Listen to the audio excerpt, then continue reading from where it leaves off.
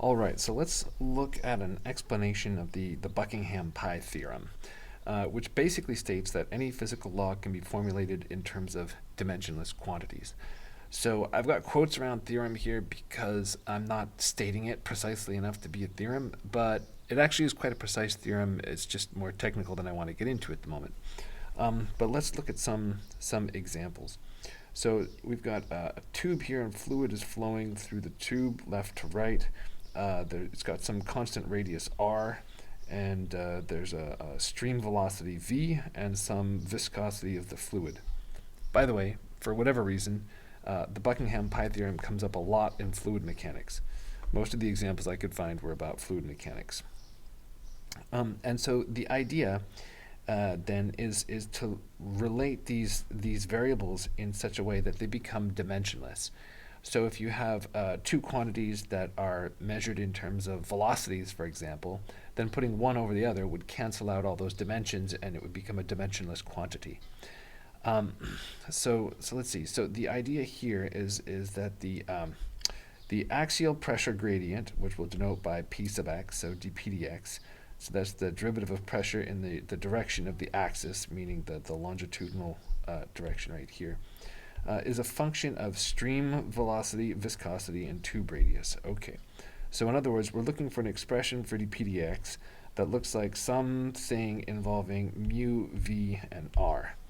And the idea here is that we just need to basically get the exponents right.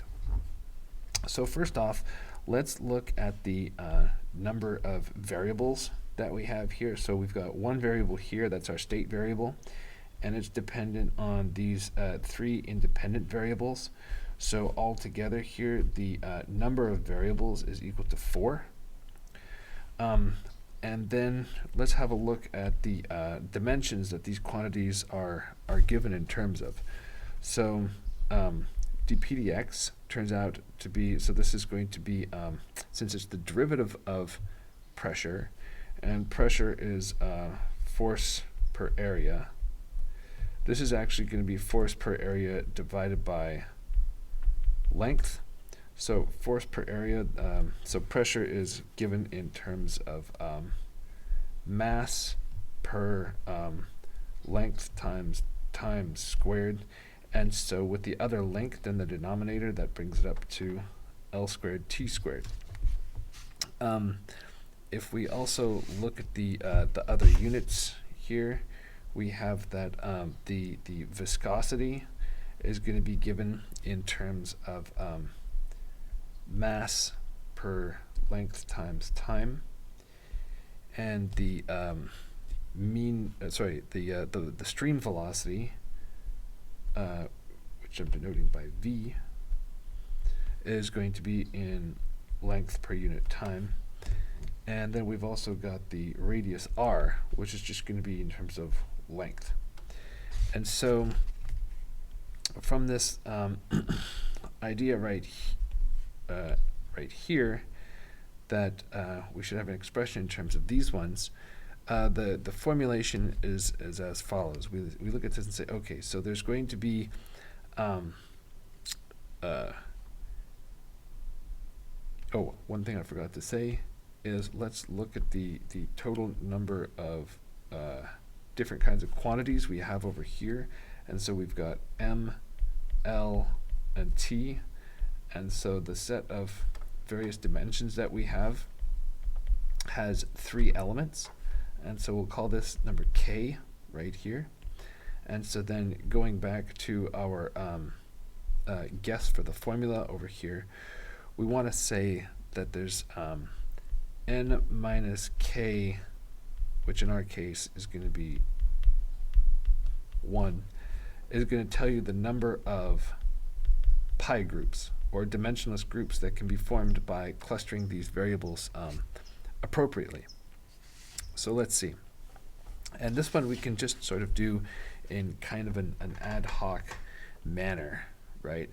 So starting off from the fact that px looks like m over L squared T squared, what could give us something that looks like this? Well, the only other thing with an m in it is a mu. So probably we need to have 1 over mu px. Okay, so then that's going to be, so we'd have m l squared t squared, and then 1 over mu is going to be m with the l t in the numerator. And so that would cancel to be 1 over lt. Okay. And now the only thing here involving that we haven't used yet that has a t is the velocity v. So continuing on, let's see. So to get rid of the t in the denominator, and velocity has a t in the denominator, so I would need to divide by velocity.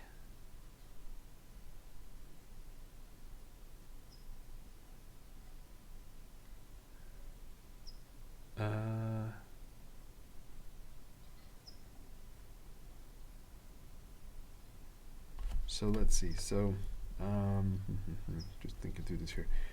If we divide by velocity,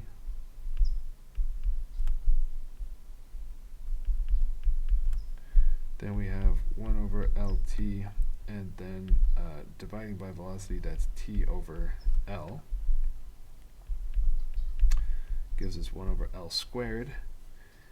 And then, so multiplying by the radius squared, we have r squared over v mu dp dx is going to be, and now everything cancels out, and we just have 1. Okay, so the conclusion from that then is that dp dx is going to look like some constant, let's call it c, times v over v mu over r squared.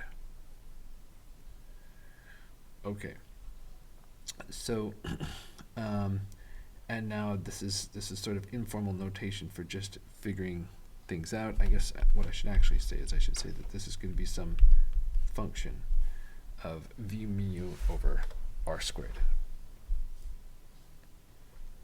Okay, so the idea here is that we started off with this idea that the pressure gradient is a function of 3 variables, right? And what we did is we converted this into saying, oh, you know what? The pressure gradient is actually only a function of this one variable z, where z is v mu over r squared. And this is a dimensionless quantity right here. Or rather, when we multiply it, when we divide dp dx by it, we get something that is dimensionless. So you can see the resulting simplification has the potential for PDEs, for example, to convert from a PDE to an ODE, because it allows you to convert from a function of multiple variables to a function of a single variable.